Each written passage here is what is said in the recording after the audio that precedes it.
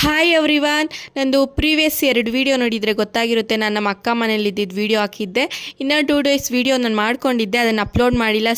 Same ಥರ ಇತ್ತು, ಅದಕ್ಕೆ ಅಪ್ಲೋಡ್ ಮಾಡಿಲ್ಲ. ಮತ್ತು ನಾನು ಮನೆಗೆ ಹೋಗಿದ್ದೆ, ನಮ್ಮ ಮನೆಗೆ. ಆಮೇಲೆ ಹಾಸ್ಪಿಟಲ್ಗೆ ಅಂತ ನಮ್ಮಪ್ಪ ಆನೆಕಲ್ಲಿಗೆ ಬಂದರೆ ಅವರು ನೆಕ್ಸ್ಟ್ ಡೇನೂ ಬರೋಕ್ಕೆ ಹೇಳಿದ್ರು.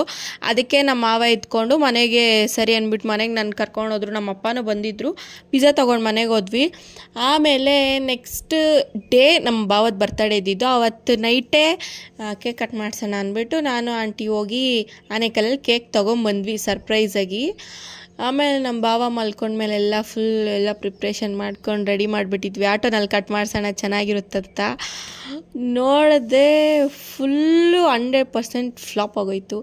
ಏನಕ್ಕಂದರೆ ಎದ್ದೋಳೆ ಇಲ್ಲ, ಫುಲ್ ನಿದ್ದೆ ಮಾಡಿಬಿಟ್ಟಿದ್ರು ಗೈಸ್. ಇನ್ನು ಬರ್ತಡೇ ಇದು ಹೆಂಗಾಗುತ್ತೆ ಇವತ್ತು ವೀಡಿಯೋ ನೋಡಿ ಹಾಕ್ತೀನಿ ಗೈಸ್, ನೆಕ್ಸ್ಟ್ ವೀಡಿಯೋದಲ್ಲಿ ನೋಡೋಣ. ಬಾಯ್.